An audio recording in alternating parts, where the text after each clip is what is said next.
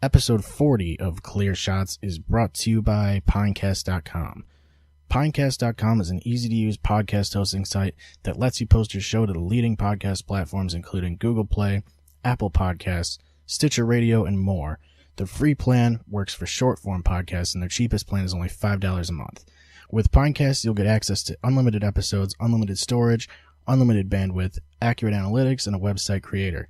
Sign up for Pinecast today using the promo code R-63F8FB to get 40% off your first 4 months.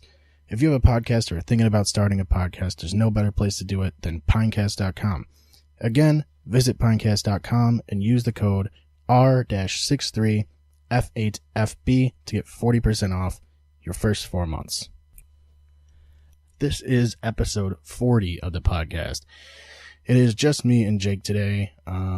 We're done with the NFL show because we realize, it's taking time away from these podcasts. We're going to still probably release every Wednesday, maybe Thursday, maybe Fridays, depending on how long our episode is. Still going to do our hour-long parts. This is 2 parts, and we're just going to talk about football if we want to on the show, which we do actually today in the second part. So tomorrow's episode that you get is going to be a lot of football talk. But, yeah, we're not going to do the NFL show anymore. We had fun doing it, but it was taken away from these. So let's get right into this one. We got about a little over 2 hours for this one, so enjoy.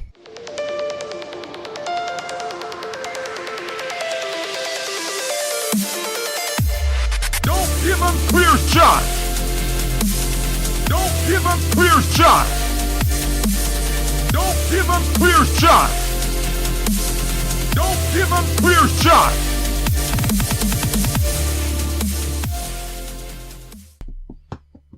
All right, here we go. We are live from the the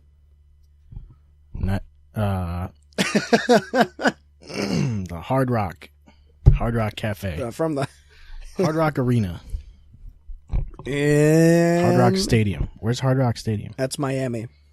That's where the Dolphins play, but their logo is bad. I think their logo was cooler when the dolphin was grimacing and had a helmet. It was more like dolphin-y. Yeah. Now it's more like they're trying to get too mainstream with it. Yeah, they're trying to be like, hey, you can...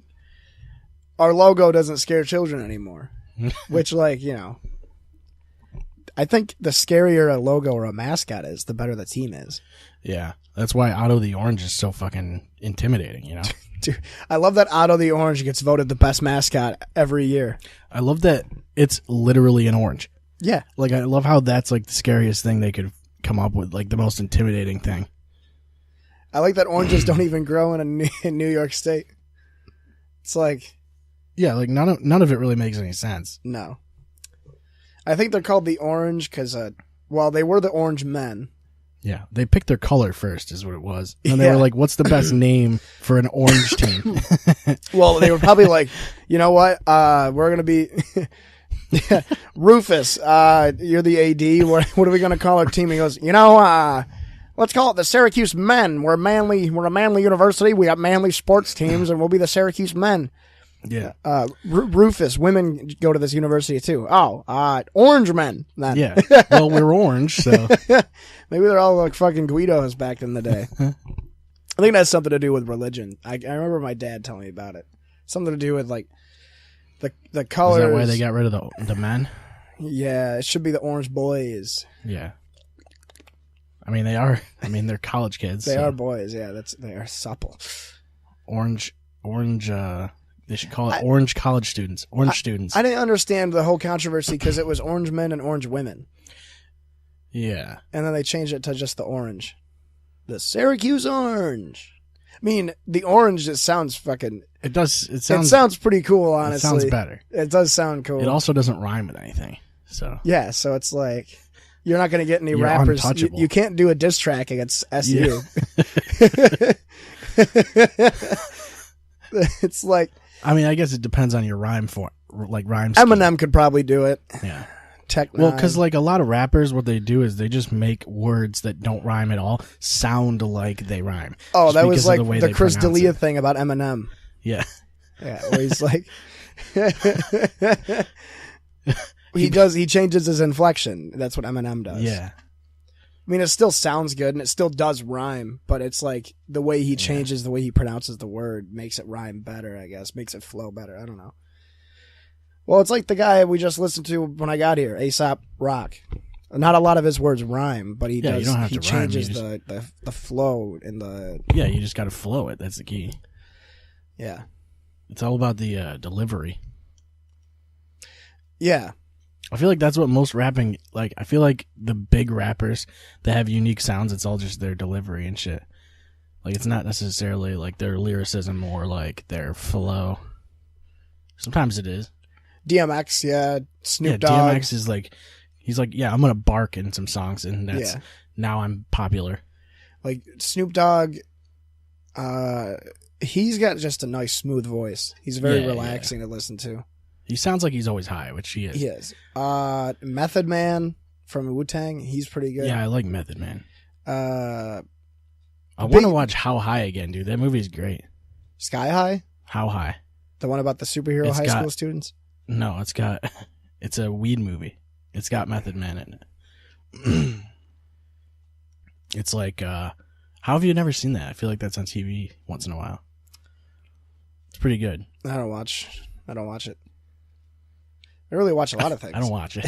I don't watch a lot of things. People are like, Yeah.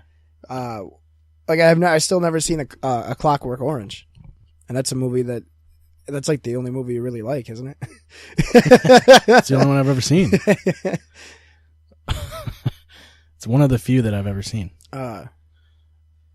I've never finished The Shining. I was gonna watch The Godfather the other night, but then I saw it was 3.5 hours. Yeah. I really do want to watch it. Everybody says it's one of the best movies of all time. See, I don't know. I feel like movies, like, with the way Netflix has started to do series, like these long, like even these limited series, it's like, it kind of ruins movies. Because now you have like a 10 episode series of 45, 50 minutes in each episode. Now you got like an 8-hour investment right there, and you can watch bits and pieces of it at a time instead of going, oh, I have to sit down for 2.5 hours to watch this movie now. Like, I feel like the investment is different. But at the same time, you got, if you want to fucking check out a show, you got to watch an hour of it to see if you're going to like it or not. Yeah, the problem I have with a lot of Netflix shows is that, and a lot of just shows in general now, because even HBO, I mean, ever since we were kids, all their shows are like 45 minutes to an hour long, except like comedies and stuff. Right. Yeah, there's definitely, I think with movies, it's easier to get, I think it's easier to tell if you're going to like a movie or not than a show. Because, Yeah. you know, I feel like people that review movies or critics and stuff like that are a lot more concise, and it's a lot easier to digest the way that they review. Because with certain shows, I'll have people... but at the same time, I feel like people who... It's like, with movies, it's like just... With critics, I don't know that their opinions usually very good. Like, I feel like most of the movies I like they've been shit on by critics. It's like, if you don't pay attention to that and you just go see the movie and watch it for what it is instead of listening to what this dude's opinion of it is. That's a good point. And a lot of times it's like this opinion that like they just want to sound smart. So even if the movie's actually pretty good, they're going to shit on it because they didn't do this right or they didn't do this right. Like they think that they know all this shit. And it's like, well, where's your movie? Like, put out your movie and we'll have critics review that shit. See, I think I agree. So that's also a little bit disingenuous. But the thing is, like, when you go to Rotten Tomatoes and you look at movies that are Rotten like... Tomatoes is fucking garbage. Yeah. But it's like, that's the thing is, like, when you go to Rotten Tomatoes and you see, like, a movie that's highly regarded as, like, one of the better movies ever, the critics have shit ratings on it. It's like, what? Yeah, I feel like critics are mostly negative. That's what it seems like. Well, it depends which... Like, I like... Instead of praising what's good, they just shoot at what's bad about it. I like Red Letter Media, because their reviews are like a half hour long, and they basically give you like a quick little summary, of the story. I mean, you got to break it down. That's the key. Yeah, they do a quick summary of the story. Both guys say what they expected, what they didn't expect, what they liked, disliked, what they would have changed, you know. And I actually, a lot of movies that I'm on the fence about, I'll watch their review of it. And usually I'll end up seeing it anyway because they explain, you know, they do a lot of comparisons too. And then there'll also be like, you know, a little summary at the end. Like if you want a movie like Alien Covenant, for example, like it's not a scary movie, but it's really well done with the effects and the cinematography. And if you want that with aliens, go see it. I think one of the hardest things to do is to come up with an ending, you know, to wrap up only 2 hours of, you know, like first of all, to stretch all of that story into 2 hours is hard, especially if it's like a book or something. You're cutting a lot of shit out. Mm-hmm. But like just to make an ending that's actually fucking worth it. There's so many movies that I've seen within the past couple of years that just like sort of end and you kind of like, you're like, oh, that's it. Like where's the next hour of this movie? Have you seen Lincoln? No. With Daniel Day-Lewis? Is it about Abraham Lincoln? Yeah, it's wicked good. The Vampire Slayer? Amazing movie. But it's the only way I know him is he's a vampire slayer. It's the whole movie is super in depth about him ending the Civil War, and then the Civil War ends, and it just fast forwards to him dying. And it's like, where's all the stuff in between? Yeah, like where's all the? But I like movies that are abrupt, like in your face, fuck you endings, like The Departed. Yeah. Have you seen The Departed? Yeah, I have. Is that the one with Leo DiCaprio and Jack Nicholson? Yeah. And then, what's the other one? Who else is in that? Isn't that a wicked good Matt cast? Damon, Mark Wahlberg, Martin Sheen. That's a really good movie. It's on Netflix now, and if you haven't seen it, you really should. But and I can't. Oh yeah, well I'm gonna spoil it if I say that. So. But No Country for Old Men. Have you seen that one? No, dude, I haven't. That movie is fucked. I don't think I have. Basically, this serial killer is going around killing people, and he comes up to him and he has him flip a coin. And if they guess it wrong, he fucking just shoots him in the head. Oh, so it's like Two-Face. Sort of, yeah. And the ending for that movie, I won't spoil the ending, obviously, but that ending is like The Departed, where it's just like, what the fuck? Like, serious? Because it just completely spins. I like that. I kind of like the open-ended stuff, too. Like 2001: A Space Odyssey. Have you ever seen that? I don't think so. The last like 20 minutes of the movie are fucking awesome, but it leaves so much open. That's like, the one with like that's the one with the evil AI, right? Yeah. Okay, I've only seen a couple bits. I've only seen like a little bit of it. Like the last 20 minutes, you kind of like don't know what's really happening, and it's like this crazy like psychedelic like trip through space that he has, and then he ends up being like reborn as like a giant like fetus in the sky. In space, and everybody's like, wait, what's happening? Like what just happened? But it's cool because it leaves it so open ended. You can be like, oh, this is what happened, or someone else could see the same movie and be like, oh no, I think this is what it meant.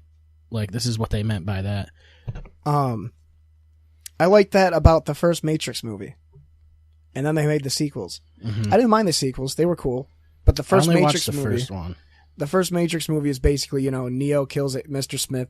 And then starts recruiting other people to fucking save everybody. I haven't seen it since like, oh my god, fucking forever ago. And then, the next two are basically just popcorn loaded action movies, which is fine. I mean, they're profiting. And they off made the first so one. much money off of that whole series. Yeah. Well, the thing is, like, when I saw Interstellar, which is one of my favorite movies. Is that the one with where? I don't want to spoil anything, but that's the one when here, turn your microphone off for a second.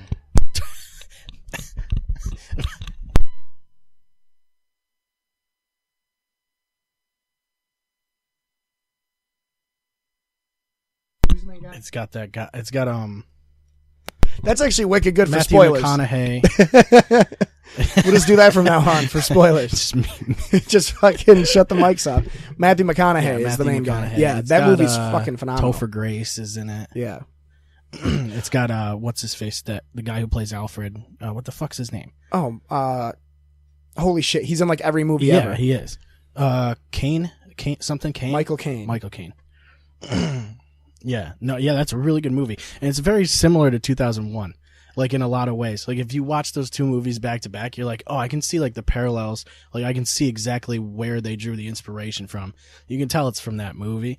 Obviously, like the main parts of it aren't, but the endings are very like, they have a similar concept where they kind of twist you into a weird way. Yeah. Like the ending comes out of nowhere. Like you don't really expect it. Do you like horror movies or no? Not really. I mean, it's not like I don't like them. I just don't watch them. Thing is, like, I don't get particularly like scared by horror movies. That's the thing. I don't get scared much either. And I feel like a lot of them are predictable, and I don't know. It seems like it's either jump scares or like, I like the movies. Like, have you seen The Witch? It's kind of like it's a slow burn. Yeah. Yeah, it's not. It's more of it's almost a suspense thriller sort of thing. Like you don't see shit for most of the show or for most of the movie, but it's like the scenes you do see, like they kind of burn into your memory because yeah. That's like there's a few movies I like that. Like you would love Bone Tomahawk, honestly. Yeah, it seems pretty brutal. And what's the other one? Shit. Fuck. God damn it. Tom Bonahawk? Bruce Bellinger? No, Bryce, Bill Bryce Romanowski goes to school. Fuck. Event Horizon was a good one. You have to have seen that one. Has Lawrence Fishburne. Come on, Rock. Oh, yeah. You can't see anything.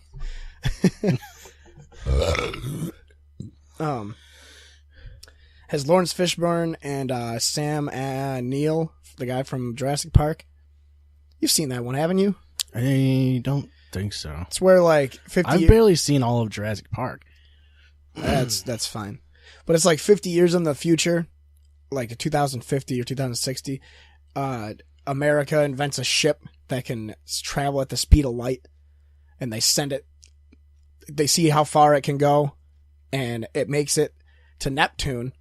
And then all of a sudden, it just disappears. They're like, "Oh shit!"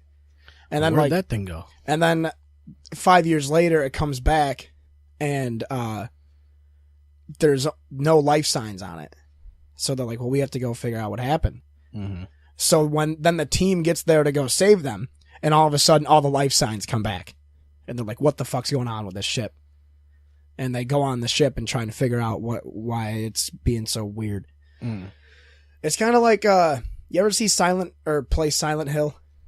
Yeah. It's like that, but in space.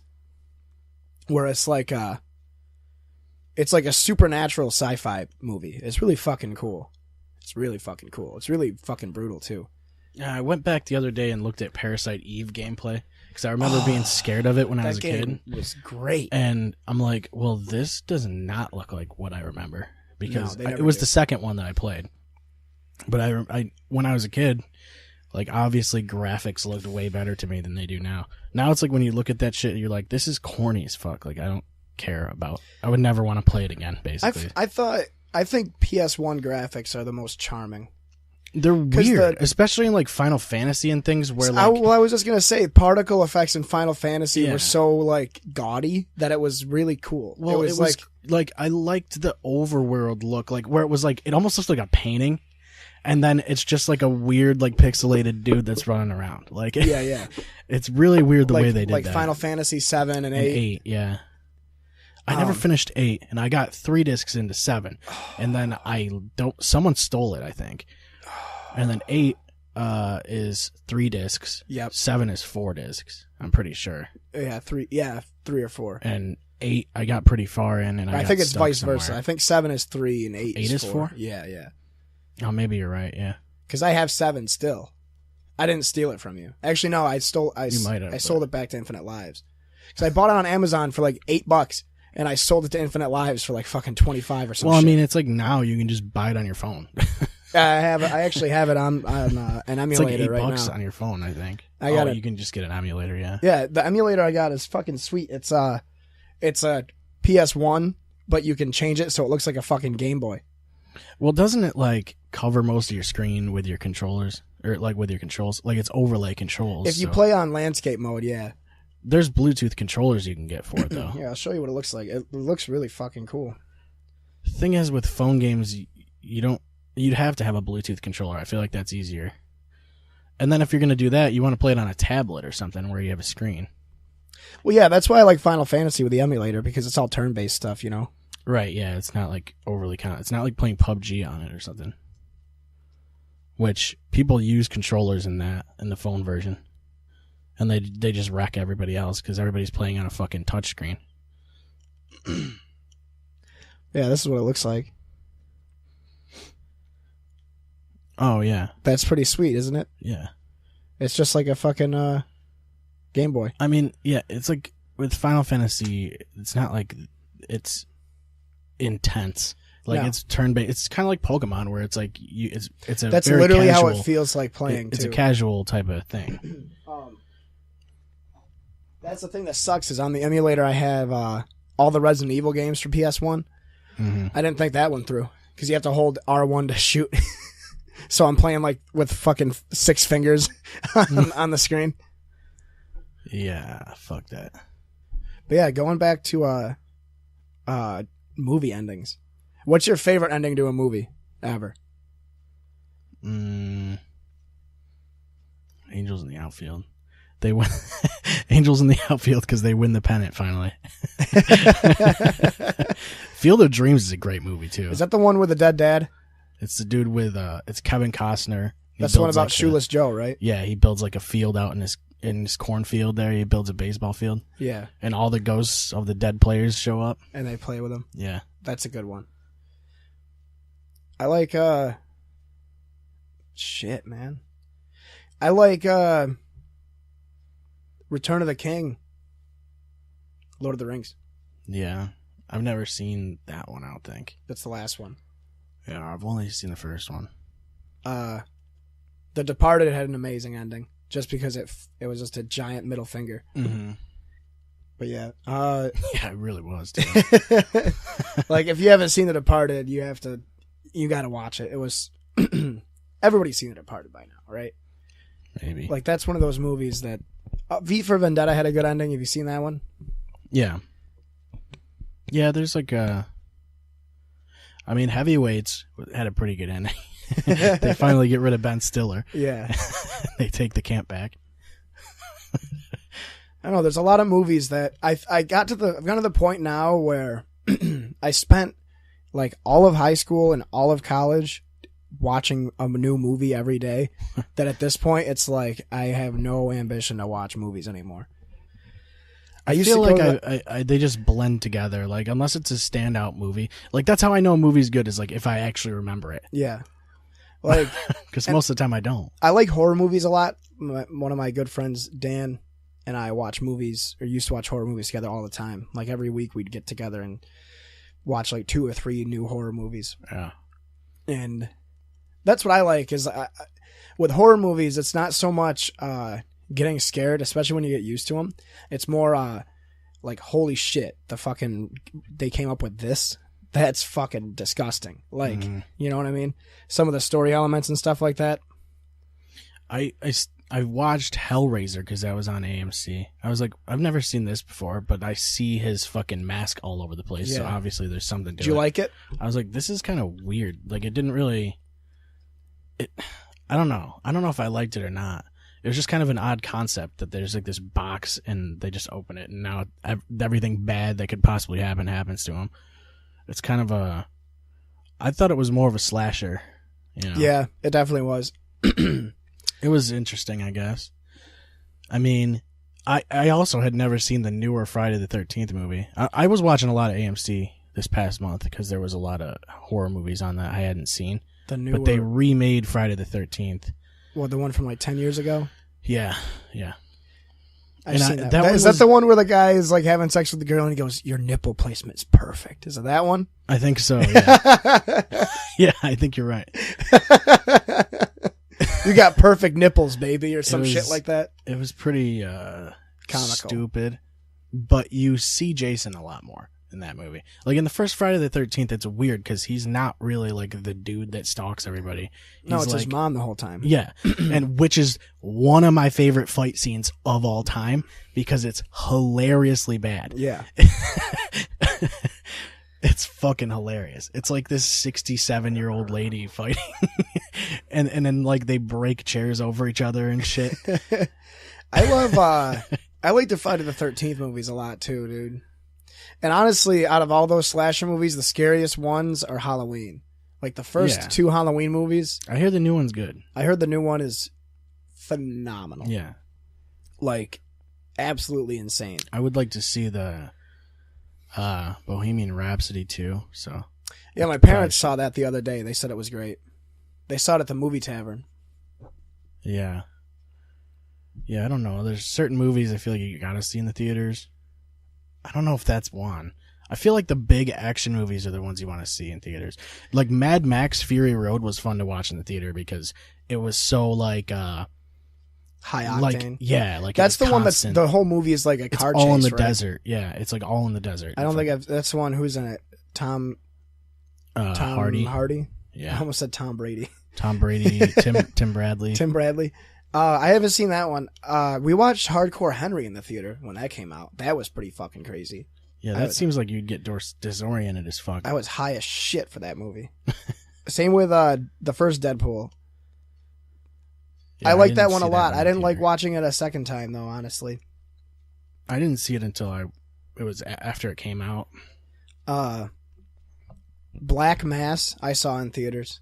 That was a good one. About Whitey Bulger. Rest in peace. Yeah, I think I've seen that too. You have no idea. He got fucking. Did they release pictures of his corpse yet? I don't think so. I read might have. I haven't seen. I read the description when Joe Rogan was talking about it, and apparently they took socks filled with like metal, like screws and shit, and was bashing his head in.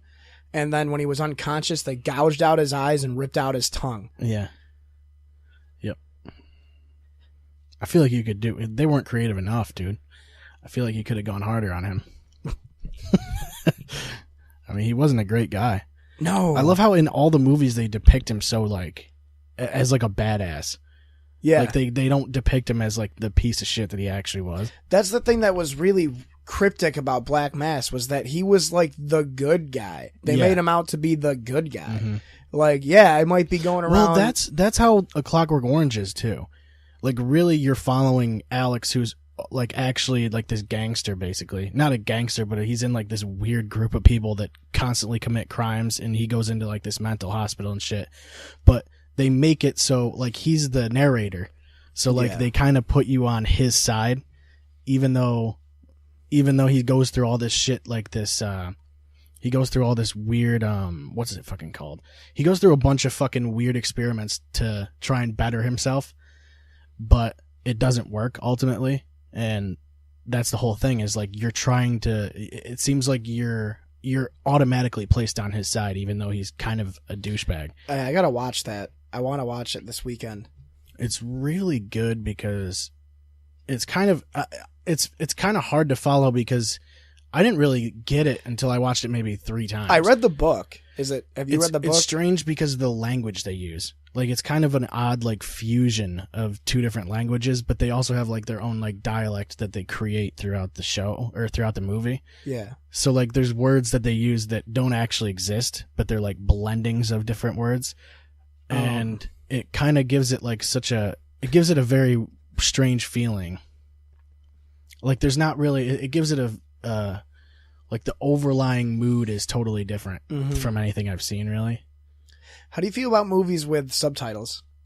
like foreign movies? I mean, I guess it depends on what it is. And I don't know if I want to watch a movie with all subtitles because it takes me out of watching what's happening. Like, I feel like you can pay attention to what's happening, but I'd rather fucking be 100% like into what's going on rather than being like, time for me to fucking basically read a book. Basically read a short story. It's like at that point, it's like just make it a short story. I'll read that. Then you can make it up in your mind, which usually it's better. Usually it's better if you just fucking do it all in your head. Mm-hmm. And it's different for everybody too. That's why people like books. Because you could have 12 people read the same book, and it's totally different for everybody, really. The way they pictured it. I just get reading makes me so tired. Yeah. And dizzy. And the It's thing really is, like, weird. If I read for too long, I start to get lightheaded.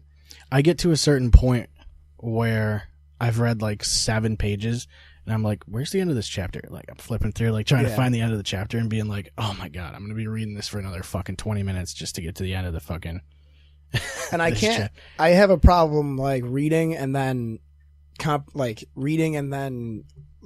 locking it in at the same time. You know what I mean? Sometimes I have to go back over a couple sentences. Yeah. And be like, wait a minute, this is what he was doing while he was looking this direction. Like, yeah, that's why college... Okay, now I get it. That's why college didn't work out for me, because I can't read and think. The comprehension type thing. Yeah, that skill is long gone. Well, I mean, sometimes it's just... sometimes your brain just moves faster than the words. Mm-hmm. And I think that's part of the problem. We read words as words. And sometimes you stumble over them because of that. Especially when you read aloud and you get ahead of yourself. That's when you start like fusing words together and shit because your brain's thinking That's ahead. the thing too, is I can read and type and read aloud and stuff like that, but I don't collect it. I don't know how to explain it. I guess comprehension is the way to go. Like you leave a lot of pieces behind.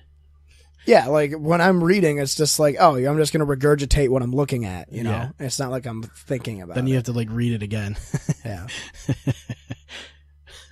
Fucking. Yeah, fucking A. I know, it was funny.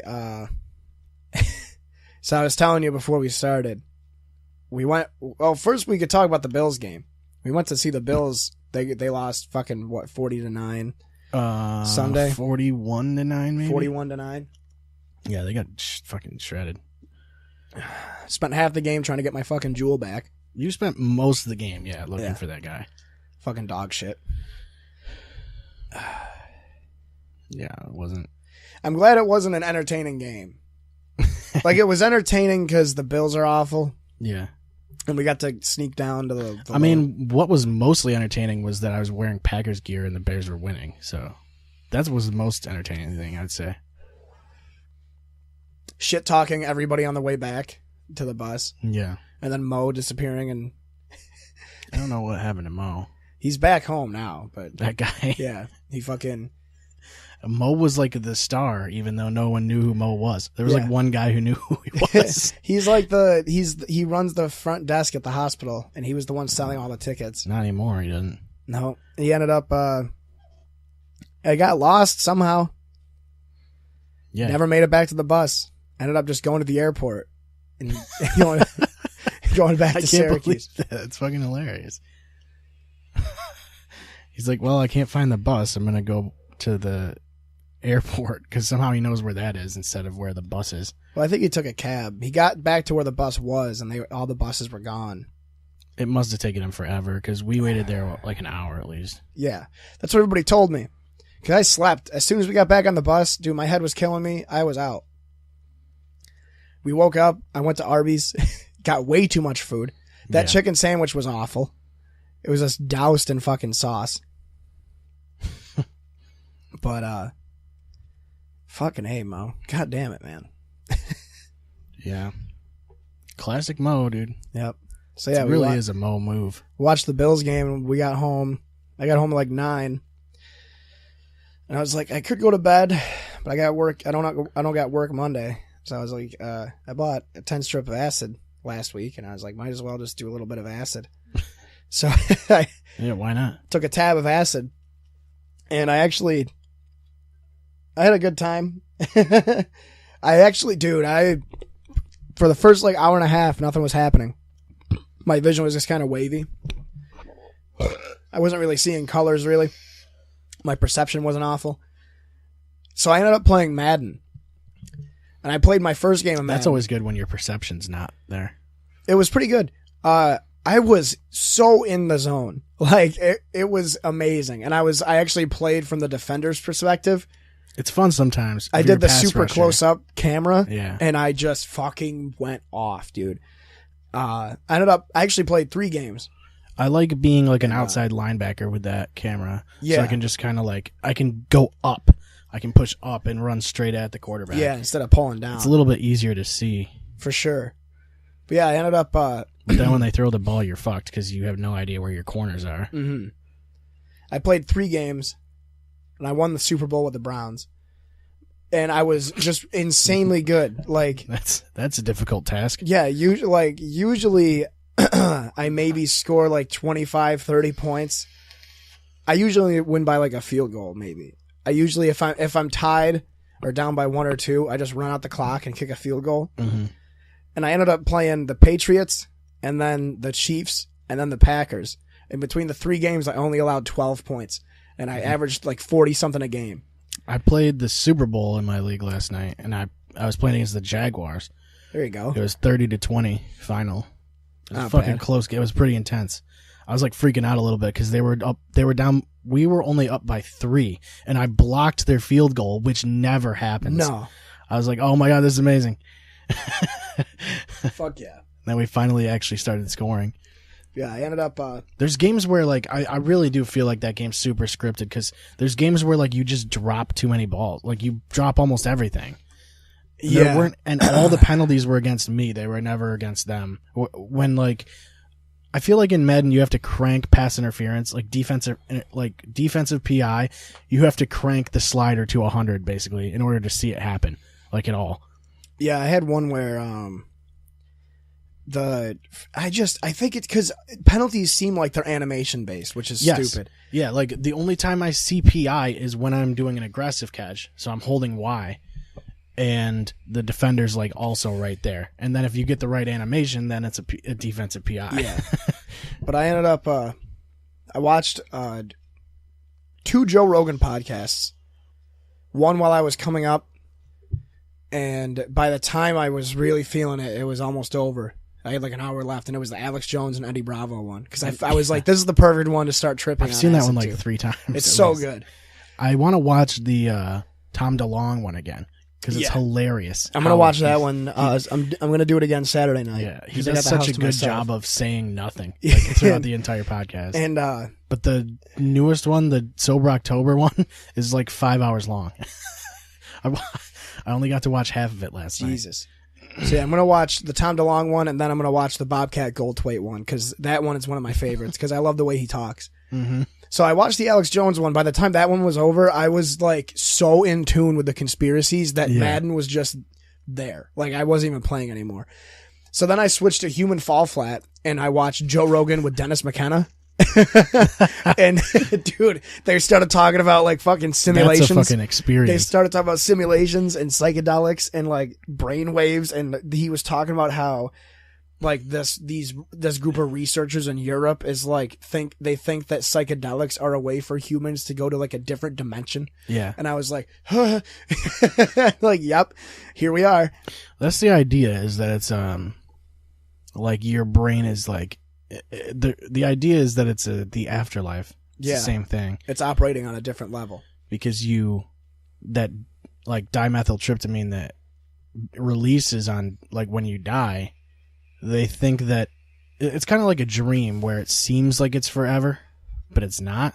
Like it's pretty much instant. Yeah, they were talking about how Joe Rogan was talking about how when he did DMT one time, he was with Ari Shaffir and they were like hiking and they got to the top of the mountain and they smoked DMT. Yeah. And Joe was talking about how he smoked it and held it in. And as he was holding it in, he was looking out and saw just all the nature from the peak of the mountain. Then closed his eyes and exhaled. And when he opened his eyes back up, he was just like in a void. And it was just like he couldn't see himself. Yeah. He was just like seeing shapes. He said he like wasn't. You don't really feel like you're in your body anymore. Yeah, he was saying that he couldn't see anything, but he could sense things. Right. And I don't think I ever want to do DMT, dude. Like I've done salvia before, and salvia was fucked. Mm-hmm. Salvia was like, I think salvia is a little more evil. Yeah, it definitely is. Salvia, I remember I did it with my cousin Jesse once. I was like fucking 15 or 16. I did it with Graham Barney too. Mm-hmm. And I remember the first time I did it with Jesse. I I did it twice, I think, but it was dark.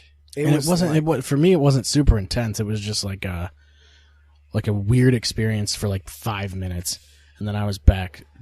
But when you come back, you're super fucking high. The weird thing about it was that time dilation wasn't as big an issue as it is. Like, I don't know. You've never done acid, have you? No. You've never done mushrooms? I've done mushrooms. You know on mushrooms, you kind of don't feel the passing of time. Right, yeah. It speeds up and slows down. Acid, with me, when I do it, it's like time lasts so long because your brain is just overclocked for so long. Yeah.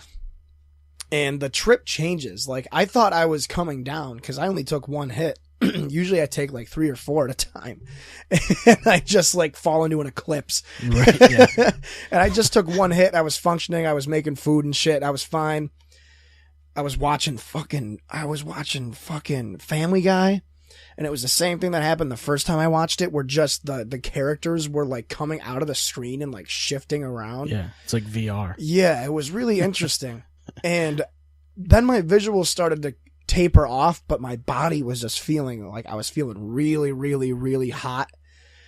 And then I was feeling really, really, really cold. Like, I was the problem is like when you're on anything, you can't really think about your body functions because then you focus too much on it and it freaks you out. And then the other thing with acid is that vasoconstriction. It's the same thing when like if you do, there's LSD and there's LSA.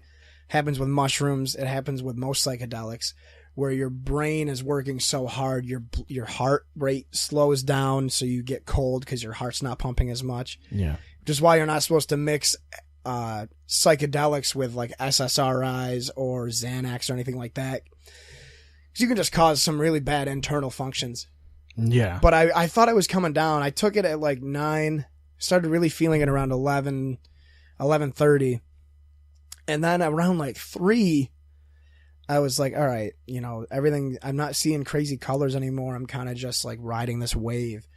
And I started to lay down, and I remember laying down and staring at my TV, and I like closed my eyes and I was listening to the TV, and I like looked at my phone, and when I looked up, my bed was where it usually is, but my walls were like 50 fucking feet away from me, and my TV was floating like right in front of me, and then my walls behind that. It looked like I had hallways in my room, and it was nuts. And then, you know, I ended up coming back to, you know, seeing the colors and stuff and just thinking weird shit. And that's when I started to be able to type on my phone again.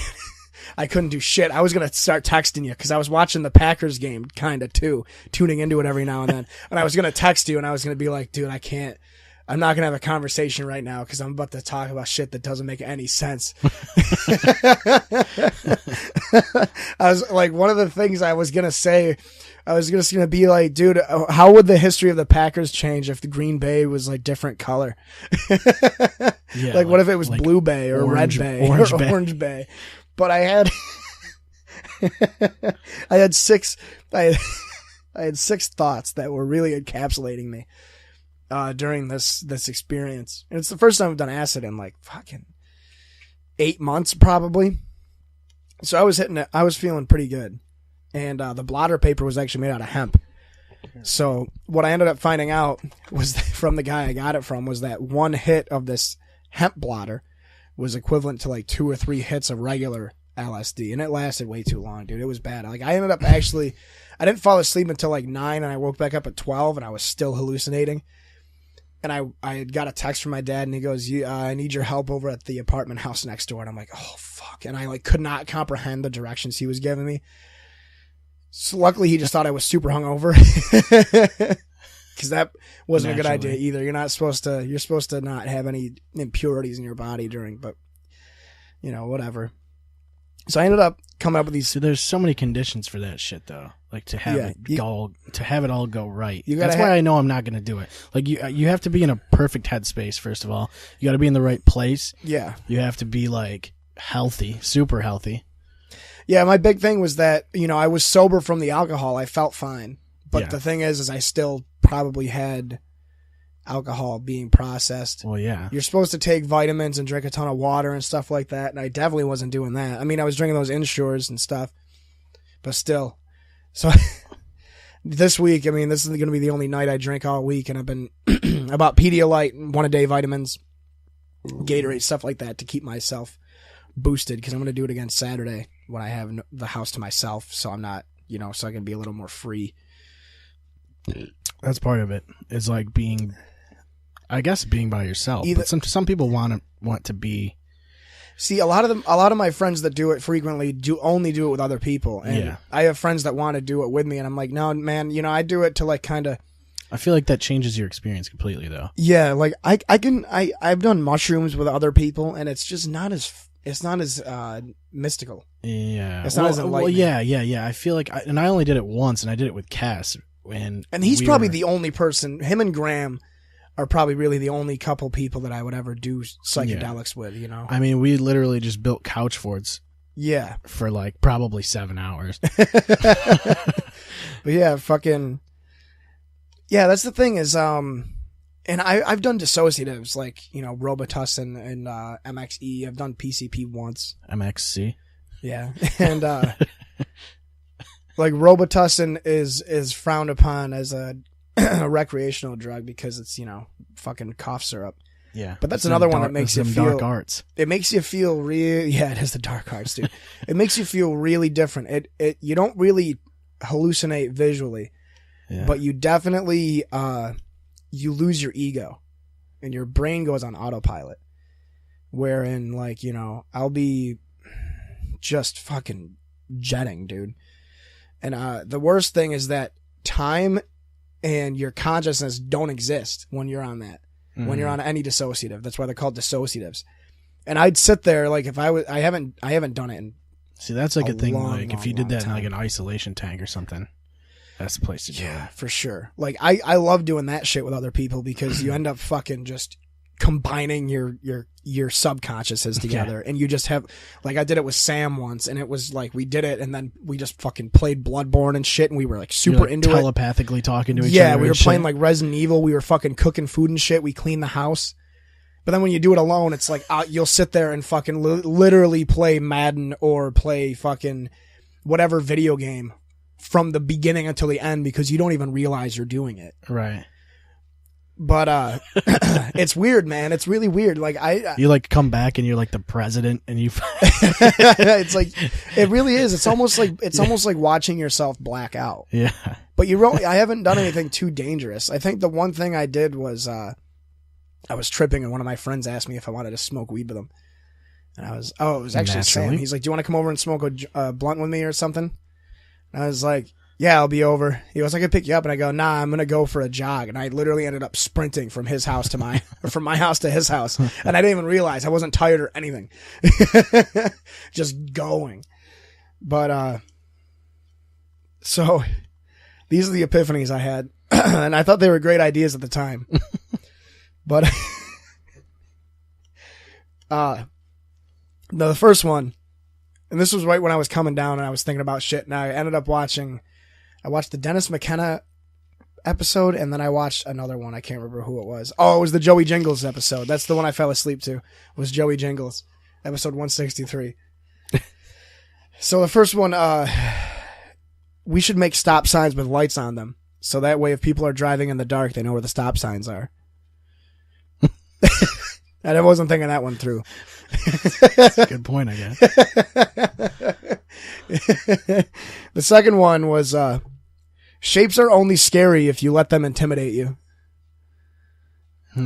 Which I mean, kind of, yeah. Shapes can be intimidating, I guess. Yeah. But you have to let them intimidate you, which makes sense on like a fundamental level. Right. but why would you let them not like a practical level. Yeah. This is my favorite one that I had. Falling isn't that bad if you never hit the ground.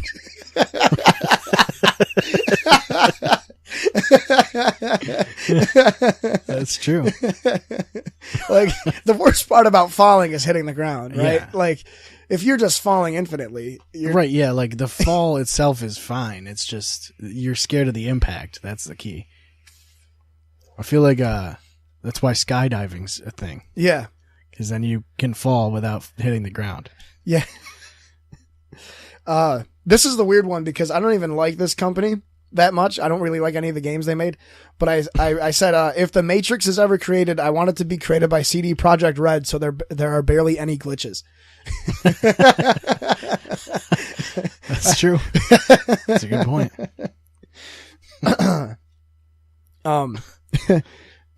Roads are the greatest invention ever. If all of a sudden all the roads disappeared, nobody would be able to go anywhere. which isn't 100% right, but no, because there would still be walking there would still be where the roads were. Like that would just mean the pavement disappeared. Yeah. And then if birds were bigger, they'd rule the world. Yeah. Like if all the birds, they definitely would. If birds scale up to like human size, we'd be fucked. Yeah. And then I got really scared thinking about giant birds. Yeah. Everything birds. They have the height advantage. They have the aerial advantage. You know what I mean? Think about it. They rule the skies. We don't have that shit unless we're in an airplane. That's a good point. And even when we're in an airplane, we're kind of fucked. It's not like we can reach out the window and attack birds. We can't get the height advantage. You can't have the high ground on birds. It's impossible.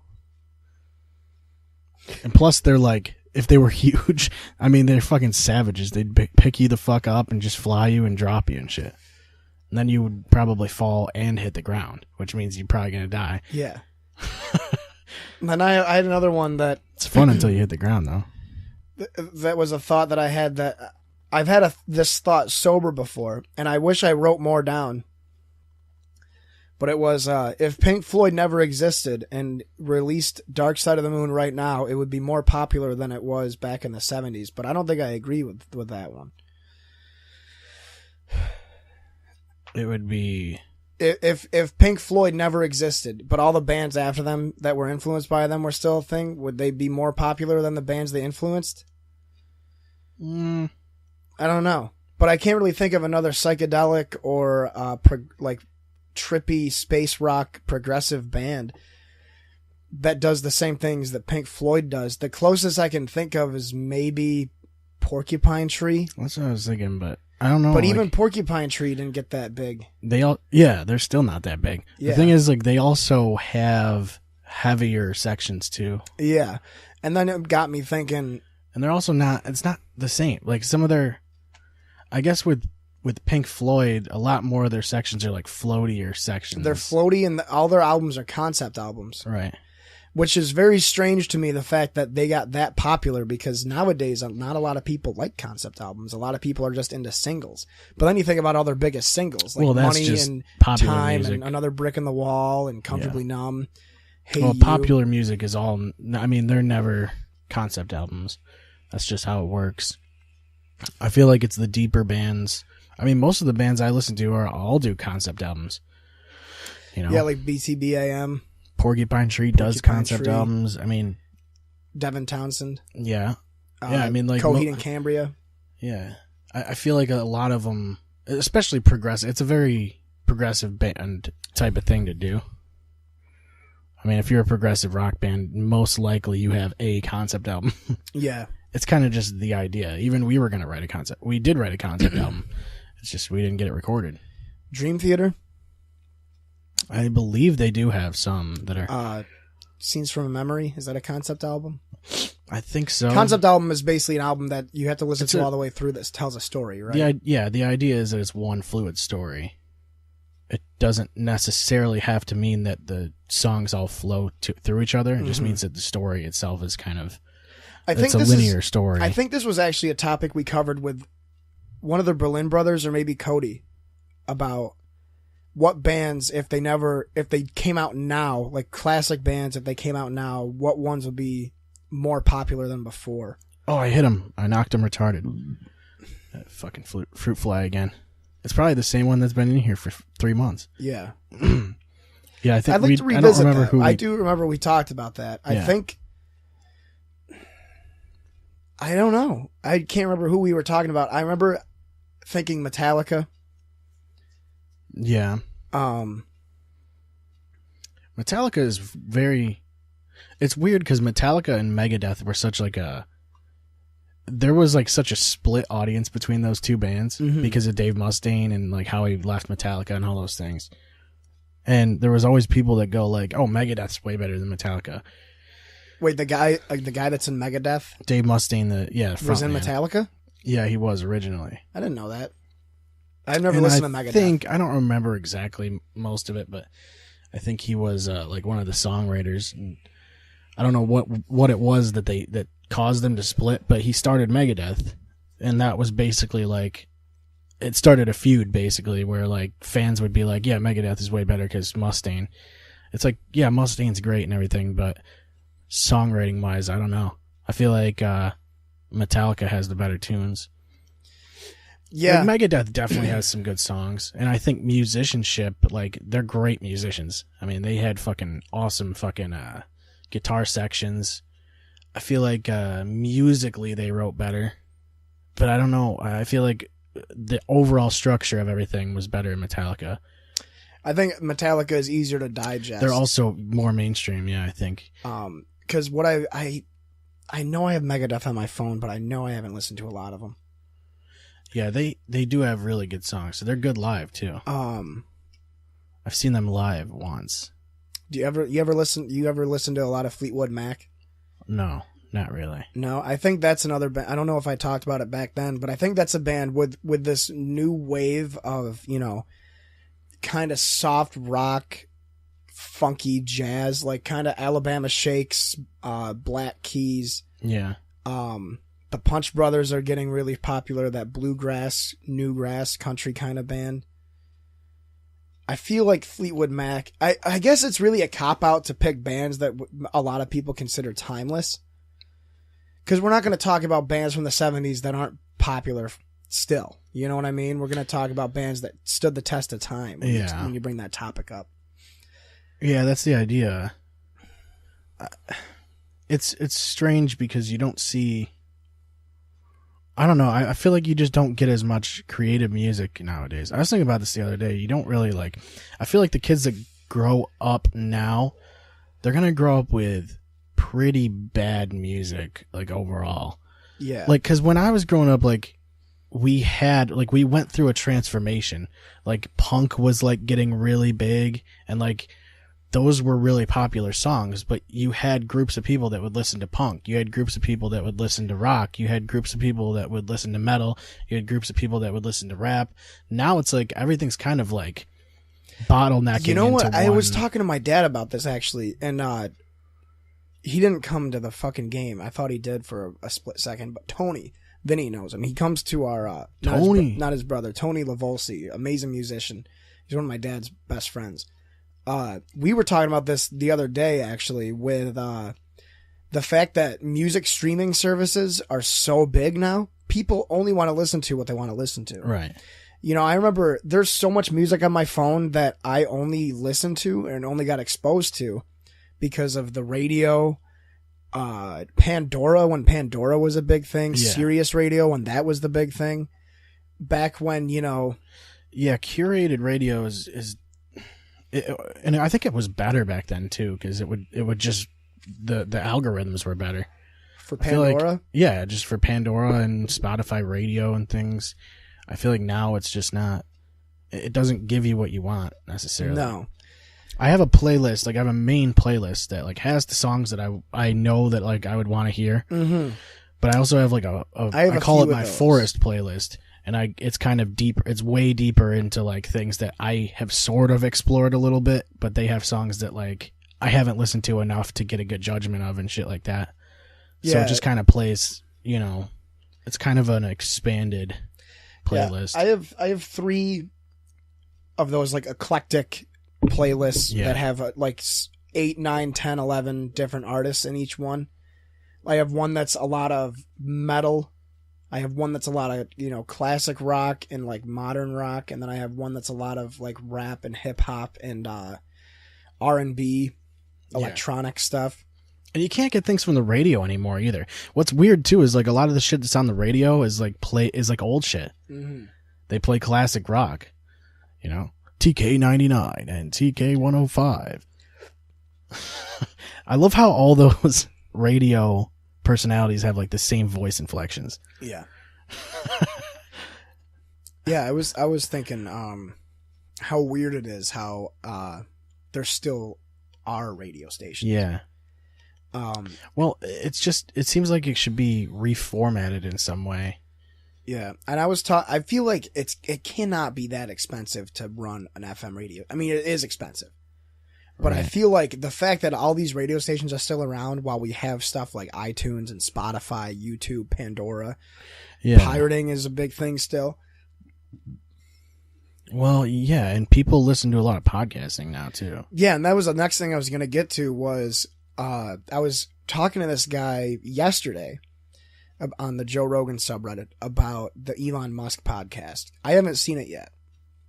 And apparently it was really good. Obviously, it's the most watched one so far. Yeah, it's very strange too, like how calculated he is and shit. And people were saying, that is going to be the biggest landmark for podcasting, because an interview like that, unedited 4 hours, 3 hours of Joe Rogan talking to Elon Musk face to face, you're not going to get that on 60 Minutes. You're not going to get that on the news. No, you definitely don't get it on the radio. No. And that's with the radio, it's like you get on there for fucking 10 minutes, you get some sound bites, they ask you some wicked generic questions, and then you answer them with wicked generic answers. You can't, there's nothing else you can do besides answer them with generic answers. Like, oh, hey, you're a comic, right? You're a comedian. Like, tell us a joke. Yeah.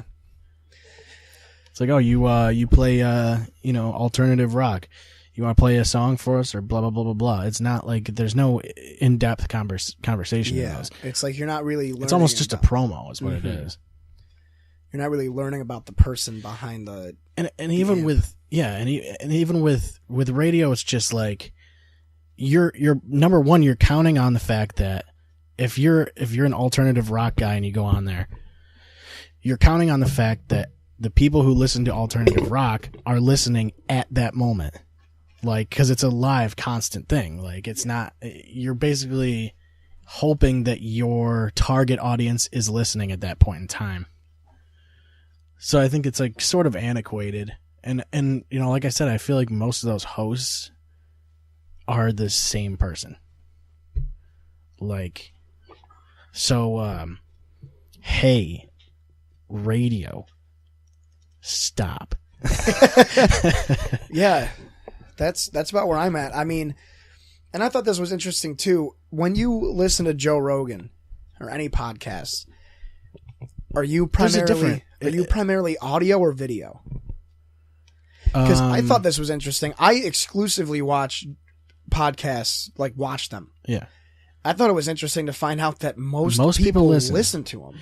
But it's because I feel like a lot of people listen to them at work where they can't. Like, if I will listen to it, but if I have the option to watch it, yeah, I will.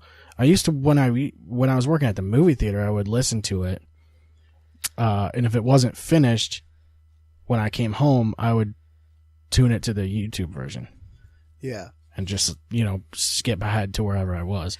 And I think really the only podcast that I never watched is Sleepy Cabin, but that's because there's no video. Mm-hmm. That's why I like the animation so much, because it adds another effect to it, even though they're only a few minutes long, and then there's the few that are like a half hour or so long. I mean, there's still a lot of them that don't have video. Yeah. And it's not like it's necessary. Like, have you ever listened to the official podcast?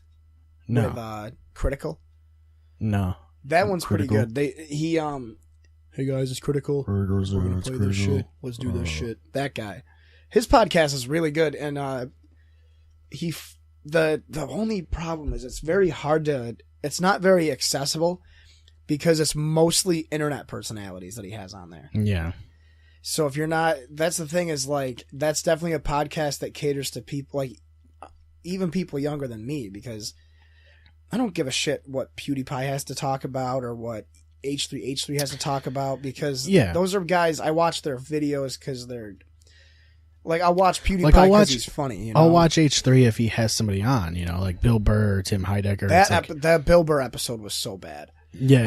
It was really bad. He's the thing is, like, he kind of just interviews, like, he doesn't interview people on every podcast. He just talks about internet bullshit, basically. It's like, well, okay, I get it. That's his audience, though. His audience, he got popular from doing YouTube videos. That's his audience. Yeah. But it's like, you also got shows like Your Mom's House, where it's like a clip show, kind of like Tosh.0 or something, where you watch internet clips and they just make fun of they them. they just talk shit about them. Like, you know, I like that format, and I feel like that'd be fun to do for sure. I just watched the one with Bill Burr, just the clip about Bill Burr and Christina P.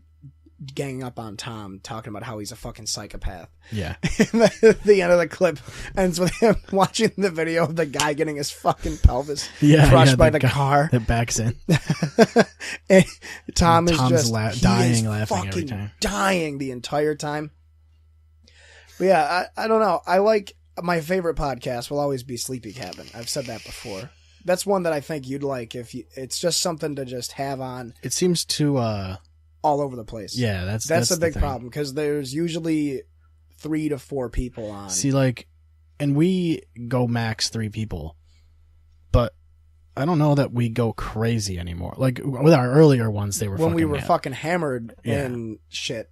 I mean, now it's like we sort of got an idea of when people can talk and sound bites and things like that. Yeah, for sure. But that's like the hardest thing to do, is to make sure you're not talking over each other and shit. That's headphones help that, I think. And that was the thing with the Sleepy Cabin podcast that I like, was that it's kind of just freelance, you know? I like all those guys because they do the weird flash videos and they make weird video games. But I think ones that are, even when it's just one person, it's easier to digest, you know? I like Chris D'Elia and Bill Burr. It's like, because they just, you know, they're just kind of riffing. Yeah. It's almost like watching them practice stand-up in a way. And you hear, what's interesting too, is you hear like Bill Burr say something in his podcast, and when we went to see him, he would say a lot of the same shit, because it's kind of like he's testing the waters there.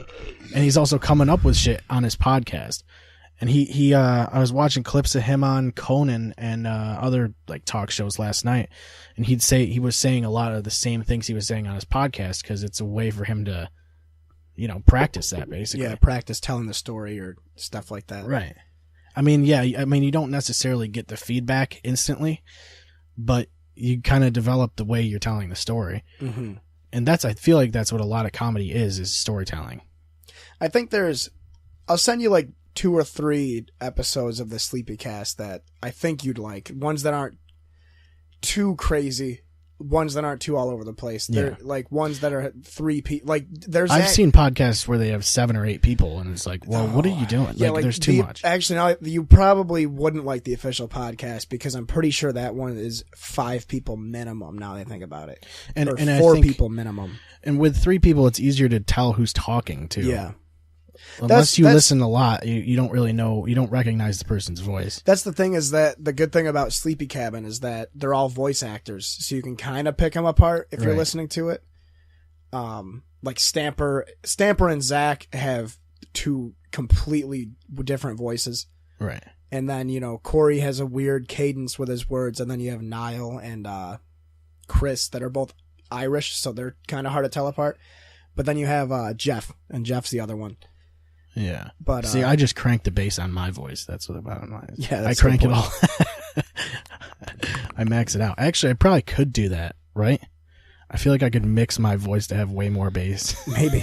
Even though it doesn't need it. You have to do separate you can do FX echo. You can do brightness. I mean, you could play around with some we could make our voices completely different. I'm a bee. I'm a bee. All right, let's take a little break. I'll show you just a clip. Clear Shots is available on any of your favorite podcast platforms.